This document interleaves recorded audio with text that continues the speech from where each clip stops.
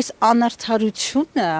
պետական ինստիտուտների ջախջախումը, պետության նկատմամբ այս ասպատակությունը, հայ առաքելական եկեղեցու նկատմամբ այս ասպատակությունը, սա մեր պետականության ուղղակի ուղղված այսպես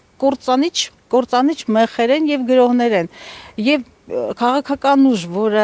պայքարում է բոլոր հնարավոր հեղինակությունների նկատմամբ, ովքեր կարող են հանրային այսպես համախմբում միասնականության ալիք գեներացնել, հայտարարված են թշնամիներ եւ ոտնատակ անելով սահմանադրությունը, ջախջախելով սահմանադրականության հիմունքները Հայաստանում, այսպես ենթարկվում են բռնաճնշումների։ Բռնատիրությունը այս պատկերն է ունենում հայհույախոս, ներքին ատելություն տարածող, երկրի հիմքերը քանդող, սահմանադրական կարգը ասպատակող եւ վախ բոլոր այն հնարավոր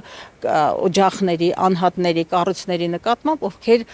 իրենց իշխանությունը ոտքների տակից կտանեն։ Իսկ որ այս իշխանությունները սեփական աթոռը պահելու համար զոհասեղանին պատրաստ են նաեւ սեփական պետականությունը դնել եւ ինչպես եւ անում են, կասկածից դուրս է։